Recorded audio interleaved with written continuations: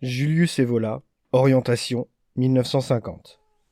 Il est inutile de se faire des illusions avec les chimères d'un quelconque optimisme. Nous nous trouvons aujourd'hui à la fin d'un cycle. Depuis des siècles déjà, tout d'abord de façon insensible, puis avec le mouvement d'une avalanche. De multiples processus ont détruit, en Occident, tout ordre normal et légitime des hommes. On faussait les conceptions les plus hautes de la vie, de l'action, de la connaissance et du combat. Et le mouvement de cette chute, sa vitesse, son côté vertigineux, a été appelé progrès. Et des hymnes au progrès furent entonnés. Et l'on eut l'illusion que cette civilisation de matière et de machine, était la civilisation par excellence, celle à laquelle toute l'histoire du monde était préordonnée, jusqu'à que les conséquences ultimes de tout ce processus fussent telles qu'elles provoquèrent chez certains un réveil. On sait où et sous quel symbole les forces d'une possible résistance cherchèrent à s'organiser. D'un côté, une nation qui n'avait connu, depuis la réalisation de son unité, que le climat médiocre du libéralisme, de la démocratie et de la monarchie constitutionnelle, osa reprendre le symbole de Rome comme base d'une nouvelle conception politique et d'un nouvel idéal de virilité et de dignité. Des forces analogues se réveillèrent dans la nation qui, au Moyen-Âge, avait elle-même fait sien le symbole romain de l'imperium, pour réaffirmer le principe d'autorité et la primauté des valeurs qui ont leurs racines dans le sang, dans la race, dans les forces les plus profondes d'une lignée. Et tandis que dans d'autres nations européennes, des groupes s'orientaient déjà dans le même sens, une troisième force venait s'ajouter au bloc. Sur le continent asiatique, la nation des samouraïs, dans laquelle l'adoption des formes extérieures de la civilisation moderne n'avait pas entamé la fidélité à une tradition guerrière centrée sur le symbole de l'empire solaire de droit divin. On ne prétend pas que, dans ces courants, la distinction entre l'essentiel et l'accessoire était bien nette, ni qu'en eux la conviction et la qualification adéquate des hommes répondaient aux idées, ni que les influences se ressentant des forces mêmes qu'il fallait combattre avaient été surmontées. Le processus de purification idéologique aurait pu avoir lieu dans un deuxième temps, après la résolution de certains problèmes politiques immédiats et impossibles à proroger. Mais même ainsi, il était clair que prenait forme un bloc de forces représentant un défi lancé à la civilisation moderne, tant à celle des démocraties héritières de la Révolution française qu'à celle incarnant la limite extrême de la déchéance de l'homme occidental, la civilisation collectiviste de l'homme masse sans visage. Les rythmes s'accélérèrent, les tensions augmentèrent jusqu'à l'affrontement armé des forces. Ce qui prévalut, ce fut le pouvoir massif d'une coalition qui ne recula pas devant la plus hybride des ententes et la mobilisation idéologique la plus hypocrite, pourvu qu'elle écrasât le monde qui était en train de se relever et qui entendait affirmer son droit. Le fait de savoir si nos hommes furent ou non à la hauteur de la tâche, si des erreurs furent commises sur le plan du sens de l'opportunité, de la préparation complète, de la mesure du risque, doit être laissé de côté, car cela ne compromet pas la signification profonde du combat qui fut mené. Du reste, savoir que l'histoire se venge aujourd'hui sur les vainqueurs, que les puissances démocratiques, après s'être ralliées avec les forces de la subversion rouge pour mener la guerre jusqu'à l'extrémisme insensé de la capitulation sans condition et de la destruction totale, voient à présent se retourner contre elles leur allié d'hier. Danger bien plus redoutable que celui qu'elles voulaient conjurer. Savoir cela ne nous intéresse pas. Une seule chose compte. Nous sommes aujourd'hui au milieu d'un monde de ruines. Et la question qu'il faut se poser est celle-ci. Existe-t-il encore des hommes debout parmi ces ruines? Et que doivent-ils faire? Que peuvent-ils faire? Une telle question dépasse en fait les fronts d'hier. Car il est clair que les vainqueurs et vaincus sont désormais sur le même plan et que le seul résultat de la Deuxième Guerre mondiale a consisté à rabaisser l'Europe au rang d'objet de puissance et d'intérêt extra-européen. Il faut d'ailleurs reconnaître que la dévastation qui nous entoure est de caractère essentiellement moral. Nous sommes dans une atmosphère d'anesthésie morale générale, d'ordre en usage dans une société de consommation et démocratique. Le fléchissement du caractère et de toute dignité vraie, le marasme idéologique, la prédominance des intérêts les plus bas, la vie au jour le jour. Voilà ce qui caractérise, en général, l'homme de l'après-guerre. Reconnaître cela signifie aussi reconnaître que le premier problème, au fondement de tous les autres, est de nature intérieure. Se relever, renaître intérieurement, se donner une forme, créer en soi-même ordre et droiture. Ceux qui s'illusionnent, aujourd'hui, sur les possibilités d'une lutte purement politique et sur le pouvoir de telle ou telle formule, de tel ou tel système, qui n'aurait pas pour contrepartie précise une nouvelle qualité humaine, ceux-là n'ont rien appris des leçons du passé récent. Il est un principe qui, aujourd'hui plus que jamais, devrait être une évidence absolue. Si un État possédait un système politique et social qui serait, en théorie, le plus parfait, mais si la substance humaine était arrêt, eh bien cet État descendrait tôt ou tard au niveau des sociétés les plus basses. Alors qu'un peuple, une race capable de produire de vrais hommes, des hommes à l'intuition juste et à l'instinct sûr, atteindrait un haut niveau de civilisation et résisterait aux épreuves les plus calamiteuses, même si son système politique était défectueux et imparfait. Comprennent donc nettement position contre le faux réalisme politique qui ne pense qu'en termes de programme, de problèmes d'organisation des partis, de recettes sociales et économiques. Tout cela appartient au contingent, non à l'essentiel. La mesure de ce qui peut être encore sauvé dépend en fait de l'existence, ou non, d'hommes qui se tiennent debout devant nous, non pour prêcher des formules, mais pour être des exemples. Non pour aller à la rencontre de la démagogie et du matérialisme des masses, mais pour réveiller des formes différentes de sensibilité et d'intérêt. À partir de ce qui peut encore subsister parmi les ruines, reconstruire lentement un homme nouveau, l'animer grâce à un esprit et une vision de la vie bien précis, le fortifier par l'adhésion intransigeante à certains principes, tel est le vrai problème. Sur le plan de l'esprit, il existe quelque chose qui peut déjà servir de trace aux formes de résistance et de renouveau. C'est l'esprit légionnaire. C'est l'attitude de ceux qui surent choisir la voie la plus dure, de ceux qui surent convalider les paroles de la vieille saga « Fidélité est plus forte que feu », et à travers laquelle s'affirma l'idée traditionnelle qui veut que ce soit le sens de l'honneur ou de la honte, et non de petites mesures tirées de petites morales qui créent une différence substantielle, existentielle entre les êtres, comme entre une race et une autre race. D'autre part, il y a la réalisation de ceux pour qui la fin apparut comme un moyen, et ceux chez qui la reconnaissance du caractère illusoire de mythes multiples laissa intact ce qu'ils surent conquérir eux-mêmes, sur les frontières de la vie et de la mort, au-delà du monde et de la contingence. Ces formes de l'esprit peuvent être les fondements d'une nouvelle unité. L'essentiel est de les assumer, de les appliquer et de les étendre du temps de guerre au temps de paix, de cette paix surtout, qui n'est qu'un coup d'arrêt et un désordre mal contenu afin que se dégage une discrimination et un nouveau front. Cela doit se faire sous des aspects beaucoup plus essentiels qu'un parti, lequel ne saurait être qu'un instrument contingent en vue de certaines luttes politiques,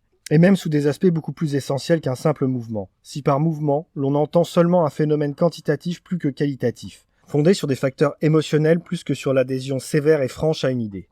Ce qu'il faut favoriser, c'est plutôt une révolution silencieuse, procédant en profondeur, afin que soient créées d'abord à l'intérieur et dans l'individu les prémices de l'ordre qui devra ensuite s'affirmer aussi à l'extérieur, supplantant en un éclair, au bon moment, les formes et les forces d'un monde de subversion. Le style qui doit être mis en relief, c'est celui de l'homme qui soutient certaines positions par fidélité à soi-même et à une idée, dans un recueillement profond, dans un dégoût de tout compromis, dans un engagement total qui doit se manifester non seulement dans la lutte politique, mais dans chaque expression de l'existence, dans les usines, les laboratoires, les universités, les rues, et jusque dans le domaine personnel des affections.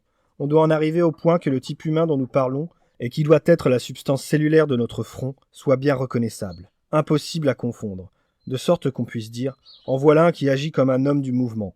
Cette consigne qui fut celle des forces qui rêvèrent de donner à l'Europe un ordre nouveau, mais qui dans sa réalisation fut souvent entravée et faussée par de multiples facteurs, doit être reprise aujourd'hui. Et aujourd'hui, au fond, les conditions sont meilleures, parce qu'il n'y a pas d'équivoque, et parce qu'il suffit de regarder autour de soi, de la rue au Parlement, pour que les vocations soient mises à l'épreuve et pour qu'on prenne bien nettement la mesure de ce que nous ne devons pas être, face à toute cette boue dont le principe est « qui t'oblige à le faire ?» Ou bien, d'abord vient le ventre, la peau chère à Malaparte, et puis la morale. Ou encore, ce n'est pas une époque où l'on puisse s'offrir le luxe d'avoir du caractère. Ou enfin, j'ai une famille. Qu'on sache clairement et fermement, nous ne pouvons pas faire autrement. Telle est notre voie, tel est notre être. Ce qui peut et pourra être obtenu de positif aujourd'hui ou demain ne le sera pas par l'habilité d'agitateurs et de politiciens, mais par le prestige naturel et la reconnaissance qu'obtiendront des hommes de la génération d'hier ou, plus encore, de la nouvelle génération. Des hommes qui seront capables de tout cela et qui, par là même, fourniront une garantie en faveur de leur idée. C'est donc une substance nouvelle qui doit s'affirmer dans une lente avancée, par-delà les cadres, les rangs et les positions sociales du passé. C'est une figure nouvelle qu'il faut avoir devant les yeux pour y mesurer sa propre force et sa propre vocation. Il est important, fondamental, de reconnaître que cette figure n'a rien à voir avec les classes en tant que catégorie économique, ni avec les antagonismes qui s'y rapportent. Elle pourra se manifester sous la forme du riche comme du pauvre, du travailleur comme de l'aristocrate, du chef d'entreprise comme de l'explorateur, du technicien, du théologien, de l'agriculteur, de l'homme politique au sens strict. Mais cette substance nouvelle connaîtra une différenciation interne, qui sera parfaite lorsque, de nouveau, il n'y aura pas le doute sur les vocations, non plus que sur les fonctions de l'obéissance et du commandement. Lorsque le symbole rétabli d'une inébranlable autorité trônera au centre de structures hiérarchiques nouvelles. Cela traduit une direction qu'on peut dire aussi bien anti-bourgeoise qu'anti-prolétarienne. Une direction totalement libérée des contaminations démocratiques et des lubies sociales, car conduisant vers un monde clair, viril, articulé, fait d'hommes et de chefs d'hommes. Mépris pour le mythe bourgeois de la sécurité, de la petite vie standardisée, conformiste, domestiquée et moraliste.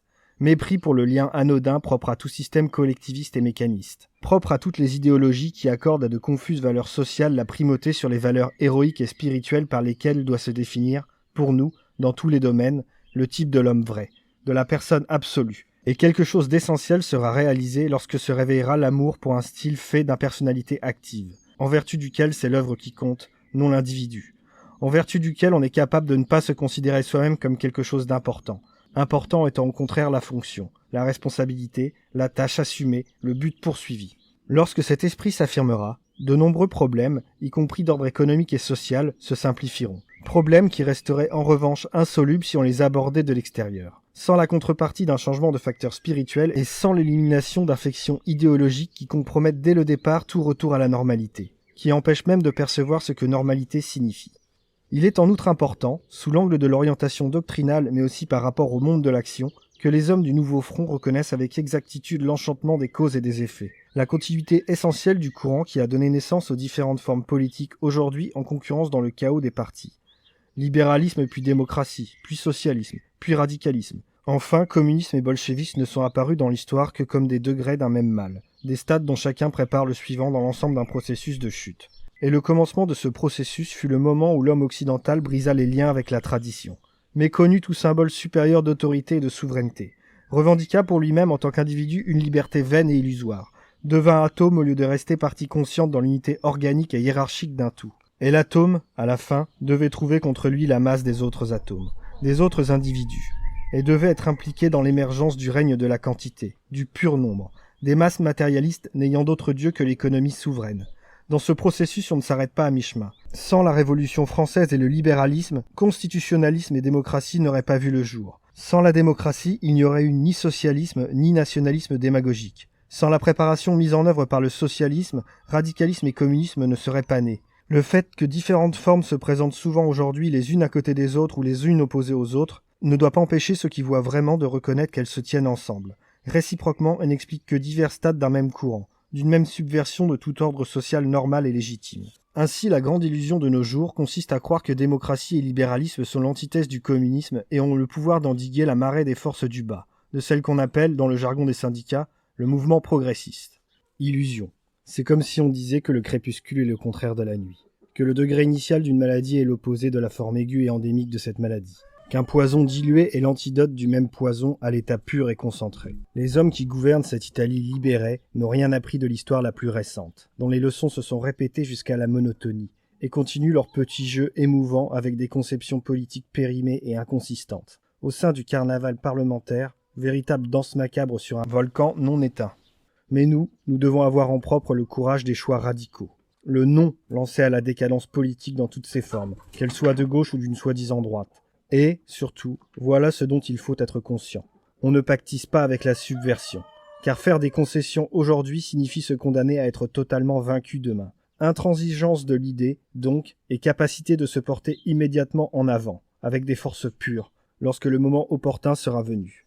Cela implique aussi, naturellement, qu'on puisse se débarrasser d'une déviation idéologique, malheureusement répandue dans une partie de la jeunesse et en fonction de laquelle on accorde des alibis aux destructions déjà advenues, en entretenant l'illusion aussi qu'il faut combattre pour quelque chose de nouveau, situé dans un avenir déterminé, plutôt que pour des vérités que nous possédons déjà parce que, fût-ce sous différentes formes d'application, elles ont partout et toujours servi de fondement à tout type juste d'organisation sociale et politique. Qu'on rejette donc ces lubies, et qu'on rit à la face de ceux qui nous accusent d'être anti-historiques et réactionnaires. L'histoire, entité mystérieuse écrite avec la lettre majuscule, n'existe pas. Ce sont les hommes, en tant qu'ils sont vraiment des hommes, qui font et défont l'histoire. L'historicisme, qui est plus ou moins la même chose que ce que l'on appelle le progressisme dans les milieux de gauche, ne poursuit en fait qu'un seul objectif. Aujourd'hui, fomenter la passivité devant le courage qui grossit et mène de plus en plus bas. Quant à la réaction, voici ce qu'il faut répondre. Tandis que vous agissez, détruisant et profanant, vous voudriez donc que nous ne réagissions pas, mais que nous restions à vous regarder et même à vous dire « Braves gens, continuez ». Nous ne sommes pas réactionnaires pour un seul motif. Le mot n'est pas assez fort. Et surtout parce que, nous partons du positif. Nous représentons le positif. Des valeurs réelles et originelles, qui n'ont besoin de la lumière d'aucun soleil de l'avenir. Face à notre radicalité, en particulier l'opposition entre l'Est rouge et l'Ouest démocratique, semble insignifiante. De même qu'un éventuel conflit armé entre ces deux blocs nous apparaît, lui aussi, tragiquement insignifiant. Si l'on s'en tient au court terme, le choix du moindre mal certes subsiste, car la victoire militaire de l'Est impliquerait la liquidation physique immédiate des derniers représentants de la résistance. Mais sur le plan idéologique, Russie et Amérique du Nord doivent être considérées comme les deux mâchoires d'une tenaille en train de se resserrer définitivement autour de l'Europe. sous deux formes diverses mais convergentes. Une même force, étrangère et ennemie, agit en elle. Les formes de standardisation, de conformisme, de nivellement démocratique, de frénésie productive, de brain trust plus ou moins tyrannique et explicite, de matérialisme pratique au sein de l'américanisme, ne peuvent servir qu'à aplanir la route pour la phase ultérieure, qui est représentée, sur la même direction, par l'idéal communiste de l'homme-masse. Ce qui distingue l'américanisme, c'est que l'attaque contre la personnalité et la qualité ne s'y réalise pas par la coercition brutale d'une dictature marxiste et d'une pensée d'État, mais que les mêmes traits ont pris forme ou y prennent forme quasi spontanément par les canaux d'une civilisation ne connaissant pas d'idéaux plus élevés que la richesse, la consommation, le rendement, la production effrénée, donc par une exaspération et une réduction à l'absurde de ce qui a déjà eu lieu en Europe. Mais le primitivisme, le mécanicisme et la brutalité sont présents d'un côté comme de l'autre. Dans un certain sens, l'américanisme, pour nous, est plus dangereux que le communisme, parce qu'il est une sorte de cheval de Troie. Lorsque l'assaut contre les valeurs résiduelles de la tradition européenne s'effectue sous la forme directe et nue, propre à l'idéologie bolchevique et au stalinisme, des réactions se produisent encore. Certaines lignes de résistance, bien que fragiles, peuvent être maintenues. Il en va autrement lorsque le même mal agit de façon plus subtile. Lorsque les transformations adviennent de manière insensible, sur le plan des mœurs et de la vision générale de la vie, comme c'est le cas avec l'américanisme. En subissant d'un cœur léger l'influence de celui-ci par le biais de la démocratie, l'Europe se prépare déjà à la dernière abdication, au point que, peut-être, une catastrophe militaire ne sera pas nécessaire, et qu'on se retrouvera, progressivement, après une ultime crise sociale plus ou moins au même point. Répétons-le, on ne s'arrête pas à mi-chemin.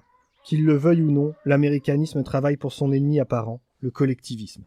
Dans la même ligne que ce qui précède, il est clair que notre radicalisme de la reconstruction n'implique pas seulement le refus de transiger avec quelque variante que ce soit de l'idéologie marxiste ou socialiste, mais aussi, plus généralement, avec ce que l'on peut appeler l'hallucination ou la démonie de l'économie. Il s'agit, ici, de l'idée selon laquelle c'est le facteur économique qui est important, réel, décisif, dans la vie individuelle comme dans la vie collective. De l'idée que la concentration de toute valeur et de tout intérêt sur le plan de l'économie et de la production n'est pas l'aberration sans précédent de l'homme occidental moderne, mais quelque chose de normal, non une éventuelle nécessité brutale, mais quelque chose qui doit être voulu et exalté. Capitalisme et marxisme ne sortent pas de ce cercle fermé et obscur. Ce cercle, nous devons le briser. Tant qu'on ne saura parler que de classe économique, de travail, de salaire, de production, tant qu'on aura l'illusion que le véritable progrès humain, la véritable élévation de l'individu sont conditionnés par un système particulier de distribution de la richesse et des biens et dépendent donc de l'indigence ou de l'aisance, de la situation américaine de prosperity ou celle du socialisme utopique, on restera sur le même plan que ce qu'il faut combattre. Or, c'est précisément ce que nous devons affirmer, à savoir que tout cela doit être combattu. Nous devons affirmer que tout ce qui est économie et intérêt économique comme simple satisfaction de besoins physiques a eu et aura toujours une fonction subordonnée dans une humanité normale. Qu'au-delà de ce domaine doit s'affirmer un ordre de valeurs supérieures, politiques, spirituelles et héroïques. Un ordre, répétons-le, qui ignore parce qu'il ne les admet même pas. Les prolétaires et les capitalistes, et en vertu duquel doivent être définies les choses pour lesquelles il vaut la peine de vivre et de mourir. Un ordre où doit s'établir une vraie hiérarchie, où de nouvelles dignités doivent se dégager, et au sommet duquel doit trôner la fonction supérieure du commandement, de l'imperium. Sur ce point précis, bien des mauvaises herbes qui ont poussé çà et là, et parfois jusque dans notre propre camp, doivent être arrachées. Que signifient en effet ces discours sur l'état de travail ou le socialisme national, l'humanisme du travail, etc. Que sont ces appels plus ou moins explicites à une involution de la politique dans l'économie, faisant penser à une reprise des tendances problématiques vers un corporatisme intégral, et, au fond, acéphales, qui trouvèrent heureusement dans le fascisme la route barrée devant elles. Et qu'est-ce donc que cette façon de considérer la formule de la socialisation comme une espèce de remède universel, d'élever l'idée sociale au rang de symbole d'une civilisation nouvelle qui devrait être. On ne sait trop comment au-delà de l'Est et de l'Ouest. C'est là, il faut le reconnaître, la part d'ombre présente dans de nombreux esprits qui pourtant, sous d'autres aspects, se trouvent sur le même front que nous. Par là, ces esprits pensent être fidèles à un mot d'ordre révolutionnaire, alors qu'ils n'obéissent qu'à des suggestions plus fortes qu'eux, dont est saturé un milieu politique dégradé. La question sociale elle-même fait partie de ces suggestions. Quand prendront-on enfin conscience de la vérité ? À savoir que le marxisme n'est apparu que parce qu'il existait une question sociale, mais que la question sociale est apparue, dans de très nombreux cas, à cause du marxisme, c'est-à-dire artificiellement et sous les formes presque toujours insolubles à cause d'agitateurs, des fameux éveilleurs de conscience sur lesquels Lénine s'est exprimé très clairement lorsqu'il a réfuté le caractère spontané des mouvements révolutionnaires prolétariens. C'est à partir de cette prémisse qu'il faudrait agir, avant tout dans le sens de la déprolétarisation idéologique, de la désinfection du virus socialiste dans les parties encore saines du peuple. Alors seulement, Telle ou telle réforme pourra être étudiée et réalisée sans danger, selon la vraie justice. Ainsi, à titre de cas particulier, on verra dans quel esprit l'idée corporative pourra être de nouveau l'une des bases de la reconstruction. Le corporatisme, moins comme système général d'équilibre étatique et quasi bureaucratique, qui maintient l'idée délétère de fronts de classe opposés, que comme volonté de retrouver, au sein même de l'entreprise, cette unité, cette solidarité de forces différenciées que la prévarication capitaliste, avec le type le plus récent et parasitaire du spéculateur et du capitaliste financier, d'une part, l'agitation marxiste, d'autre part, ont compromise et brisé. Il faut donner à l'entreprise la forme d'une unité quasi militaire, avec d'un côté le sens de la responsabilité, l'énergie et la compétence. Chez les dirigeants, et de l'autre, la solidarité et la fidélité des forces laborieuses associées au premier dans l'effort commun. Le seul objectif véritable, c'est donc la reconstruction organique de l'entreprise, et pour réaliser cet objectif, il n'est pas nécessaire de recourir à des formes destinées à flatter, dans le cadre de basses manœuvres de propagande électorale, l'esprit de sédition, déguisé en justice sociale, des couches inférieures des masses. D'une manière générale, il faudrait reprendre le style fait d'impersonnalité active, de dignité, de solidarité dans la production qui fut caractéristique des anciennes corporations artisanales et professionnelles.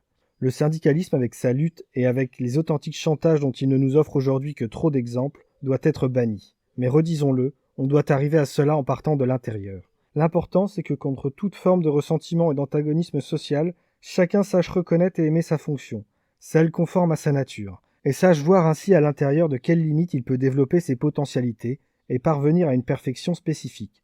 Car il est certain qu'un artisan qui remplit parfaitement sa fonction est supérieur à un roi qui s'écarte de la sienne, car il est certain qu'un artisan qui remplit parfaitement sa fonction est supérieur à un roi qui s'écarte de la sienne et qui n'est pas à la hauteur de sa dignité. En particulier, on peut admettre un système de compétences techniques et de représentation corporative pour remplacer le parlementarisme des partis. Mais il ne faut pas oublier que les hiérarchies techniques, dans leur ensemble, ne peuvent être qu'un degré dans la hiérarchie intégrale.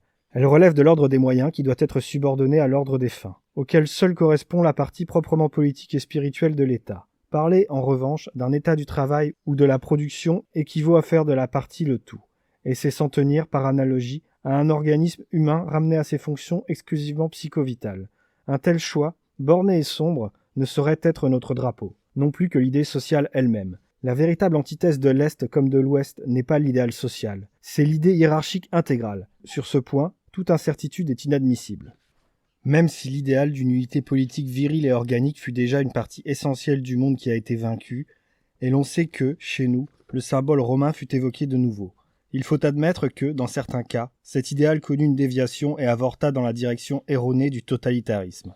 Cela, une fois de plus, est un point qu'on doit voir avec clarté, afin que la différenciation des fronts soit précise, afin, aussi, de ne pas fournir d'armes à ceux qui ont tout intérêt à confondre les choses. La hiérarchie n'est pas le hiérarchisme. Un mal, celui-là, qui, malheureusement, cherche parfois, de nos jours, à se répandre en mode mineur. Et la conception organique n'a rien à voir avec la sclérose de l'idolâtrie de l'État, ni avec une centralisation niveleuse. Quant aux individus, il n'y a dépassement de l'individualisme comme du collectivisme que lorsque des hommes se tiennent en face d'autres hommes, dans la diversité naturelle de leur être et de leur dignité.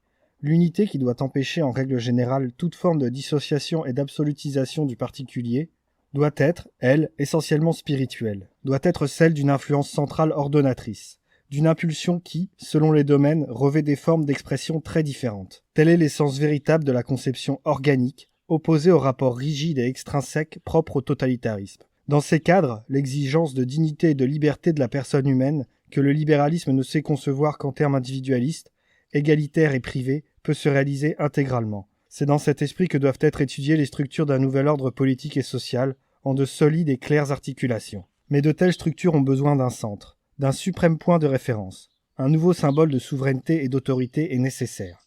La consigne à ce sujet doit être précise. Et les tergiversations idéologiques ne sauraient être admises.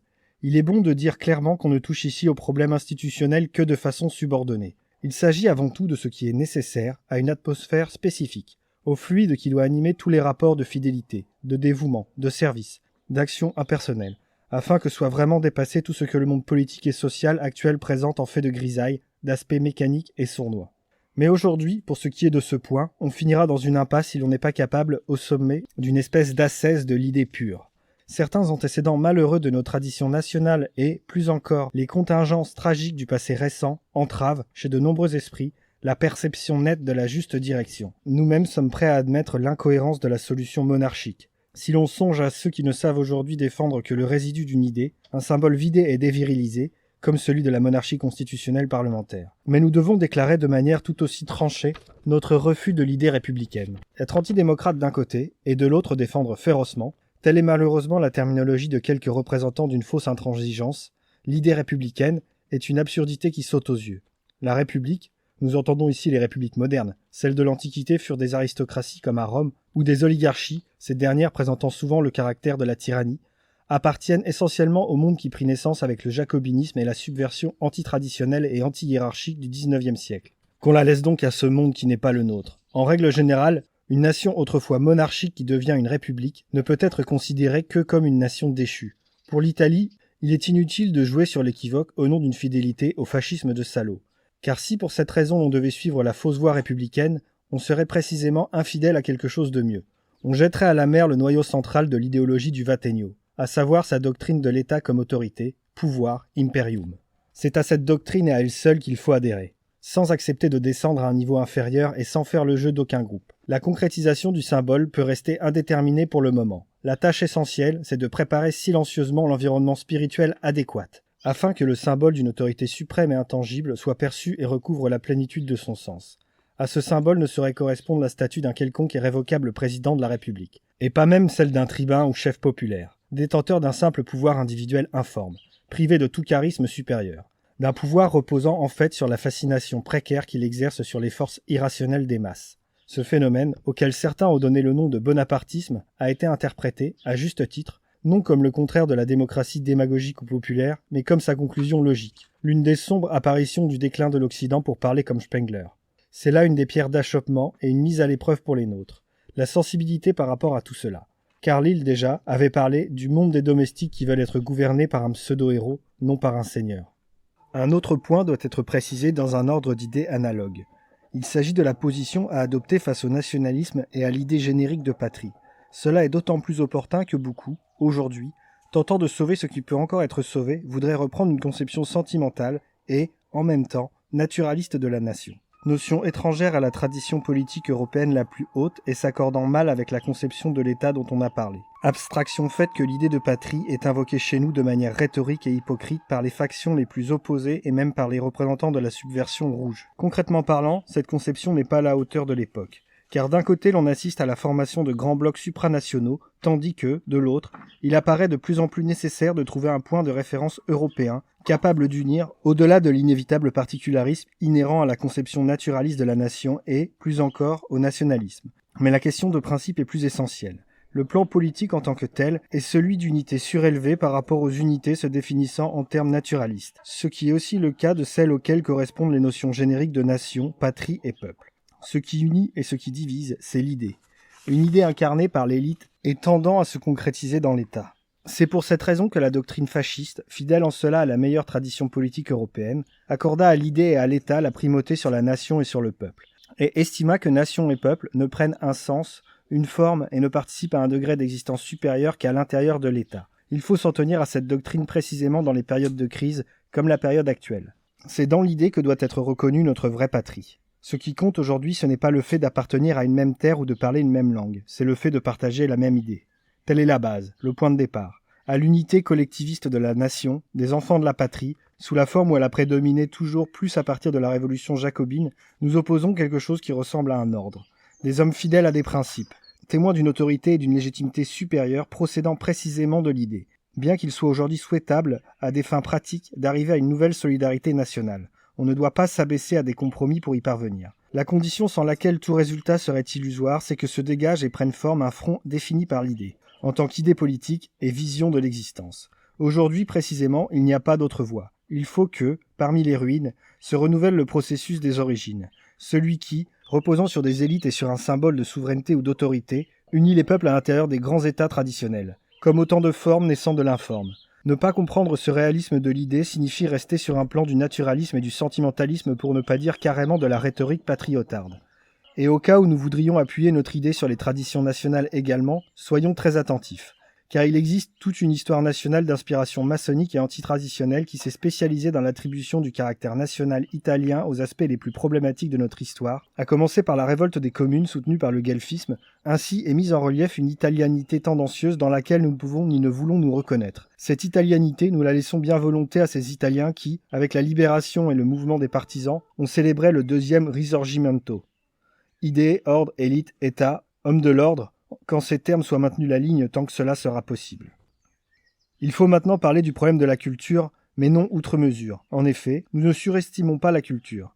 Ce que nous appelons vision du monde ne repose pas sur les livres. C'est une forme intérieure qui peut être plus précise chez une personne sans culture particulière que chez un intellectuel et un écrivain. Parmi les choses néfastes qu'on peut imputer à la libre culture à la portée de tous, il y a le fait que l'individu est laissé sans défense devant toutes sortes d'influences, même quand il est incapable de se montrer actif face à elles, de discriminer et de juger selon une droite appréciation. Mais ce n'est pas le lieu de s'étendre sur ce point. Sinon pour relever que, dans l'état actuel des choses, il y a des courants spécifiques contre lesquels la jeunesse d'aujourd'hui doit se défendre intérieurement. Nous avons déjà parlé d'un style fait de droiture, de tenue intérieure. Ce style implique un juste savoir, et les jeunes, plus particulièrement, doivent se rendre compte de l'intoxication opérée dans toute une génération par les variétés convergentes d'une vision de l'existence déformée et fausse. Variétés qui ont eu une incidence sur les forces intérieures.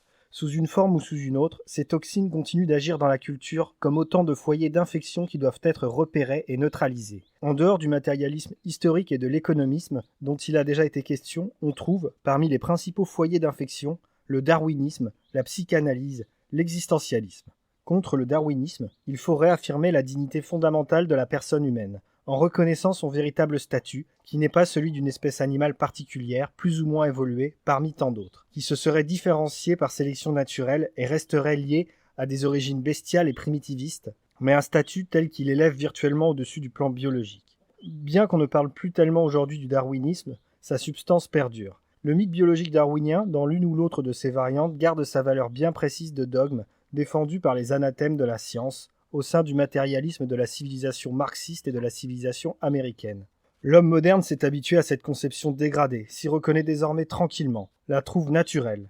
Contre la psychanalyse, il faut mettre en avant l'idéal du moi qui n'abdique pas, qui entend rester conscient, autonome et souverain face à la partie nocturne et souterraine de son âme, face aussi au démon de la sexualité, qui ne se sent ni refoulé ni déchiré par la psychose, mais qui réalise un équilibre de toutes ses facultés, ordonné à une signification supérieure de la vie et de l'action. On peut signaler ici une convergence évidente, le discrédit jeté sur le principe conscient de la personne, l'importance accordée par la psychanalyse et des écoles analogues au subconscient, à l'irrationnel et à l'inconscient collectif, etc., correspond exactement, dans l'individu, dans le monde social et historique moderne, le mouvement partant du bas, la subversion, le remplacement révolutionnaire du supérieur par l'inférieur, et le mépris de tout principe d'autorité.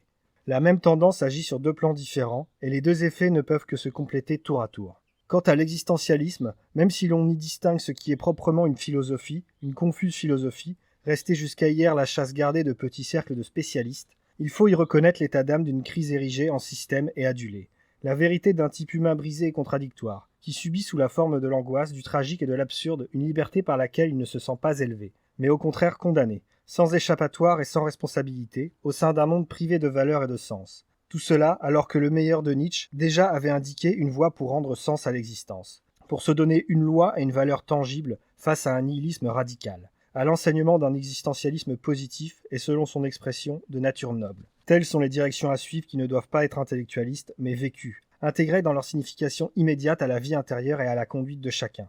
Se relever est impossible tant qu'on reste, d'une manière ou d'une autre, sous l'influence de ces formes d'une pensée fausse et déviée. Mais une fois désintoxiqué, on peut acquérir clarté, droiture, force. Dans le secteur qui se tient à mi-chemin de la culture et des mœurs, il y a une attitude qu'il est nécessaire de mieux cerner.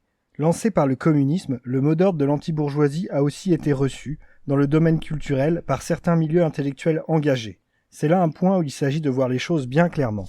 Étant donné que la société bourgeoise collectivisée et matérialisée avec son réalisme à la marxiste, valeurs sociales et prolétaires contre décadentisme bourgeois et capitaliste, l'autre est la direction de ceux qui combattent la bourgeoisie pour s'élever effectivement au-dessus d'elle.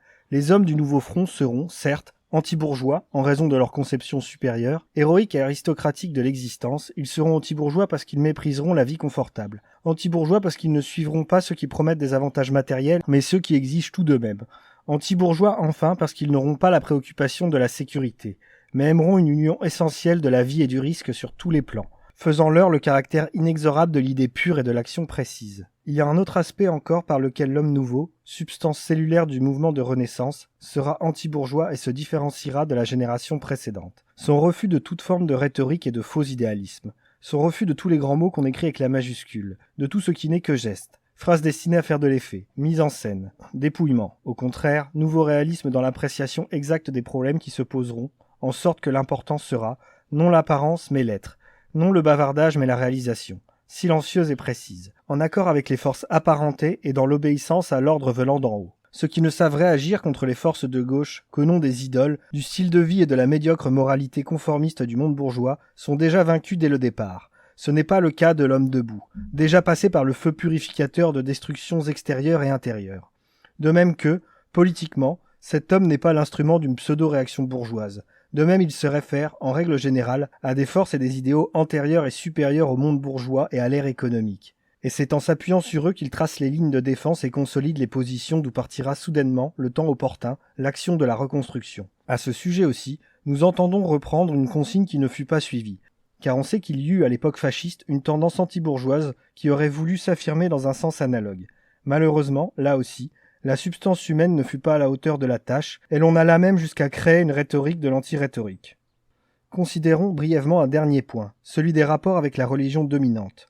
Pour nous, l'État laïque, sous quelque forme que ce soit, appartient au passé. En particulier, nous sommes hostiles à l'un de ses déguisements, celui qui s'est présenté, dans certains milieux, comme État éthique, produit d'une poussive, confuse et creuse philosophie idéaliste, laquelle s'était ralliée autrefois au fascisme, mais dont la nature est telle qu'on ne peut donner un aval comparable dans le cadre d'un simple jeu de dés dialectique à l'antifascisme d'un cross. Mais si nous rejetons de telles idéologies et l'État laïque, un État clérical ou cléricalisant est, pour nous, tout aussi inacceptable.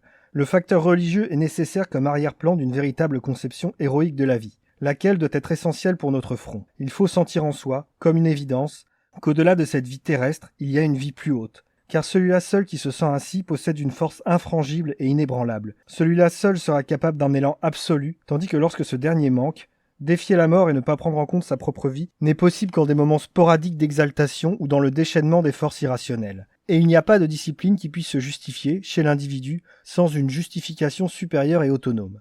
Mais cette spiritualité, qui doit être vivante parmi les nôtres, n'a pas besoin de formulation dogmatique obligée, d'une confession religieuse donnée. Le style de vie qu'il faut en tirer n'est pas, de toute façon, celui du moralisme catholique, qui ne vise guère qu'à une domestication vertuiste de l'animal humain. Politiquement parlant, cette spiritualité ne peut que nourrir de la méfiance pour tout ce qui est, en fait, d'humanitarisme. Certes, si le catholicisme était capable de s'élever à une haute ascèse et, sur cette base précisément s'il était capable, comme en une reprise de l'esprit du meilleur Moyen-Âge croisé, de faire de la foi l'âme d'un bloc armé de force, d'un nouvel ordre templier compact et inexorable contre les courants du chaos, du fléchissement de la subversion et du matérialisme pratique du monde moderne. Certes, dans ce cas, et même dans ce cas où, condition minimale, le catholicisme serait resté fidèle à la pollution du syllabus, il n'y aurait pour nous pas un instant de doute quant au choix à faire. Mais les choses étant ce qu'elles sont, et étant donné le niveau médiocre et au fond bourgeois et paroissial auquel est pratiquement descendu aujourd'hui tout ce qui est religion confessionnelle, étant donné le fléchissement moderniste et la toujours plus grande ouverture à gauche de l'église post-conciliaire de l'aggiornamento, pour les hommes, la pure référence à l'esprit suffira et vaudra précisément comme l'évidence d'une réalité transcendante, devant être invoquée pour greffer une autre force sur une autre force, pour attirer une consécration invisible sur un nouveau monde d'hommes et de chefs d'hommes. Ce sont là quelques orientations essentielles pour le combat à mener, écrites à l'intention, surtout, de la jeunesse, afin qu'elle reprenne le flambeau et la consigne de ceux qui n'ont pas renoncé, tout en tirant la leçon des erreurs du passé, tout en sachant bien discriminer et recevoir ce qui s'est ressenti et se ressent aujourd'hui encore, de situations contingentes. L'essentiel, c'est de ne pas descendre au niveau des adversaires, de ne pas se contenter d'agiter de simples mots d'ordre, de ne pas assister outre mesure ce qui relève du passé et qui, éventuellement digne d'être rappelé, n'a pas la valeur actuelle et impersonnelle d'une idée forte, enfin ne pas céder aux suggestions du faux réalisme politicien, tare de tous les partis. Certes, il est nécessaire que nos forces prennent part aussi à la lutte politique, au corps à corps, pour se tailler tout l'espace possible dans la situation actuelle et pour contenir l'assaut, autrement non contrarié, des forces de gauche. Mais au-delà, il est important, il est essentiel que se constitue une élite qui, dans un recueillement soutenu, définira avec une rigueur intellectuelle et une intransigeance absolue l'idée en fonction de laquelle il faut s'unir, et affirmera cette idée sous la forme, surtout de l'homme nouveau, de l'homme de la résistance, de l'homme debout parmi les ruines. S'il devait nous être donné de surmonter cette période de crise et d'ordre vacillant et illusoire, c'est à cet homme et à lui seul qu'appartiendrait l'avenir. Mais quand bien même le destin que le monde moderne s'est créé, et qui maintenant est en train de l'emporter, ne pourrait être contenu, grâce à de telles prémices les positions intérieures seront tenues, en quelque circonstance que ce soit. Ce qui devra être fait sera fait, et nous appartiendrons à cette patrie qu'aucun ennemi ne pourra jamais occuper ni détruire.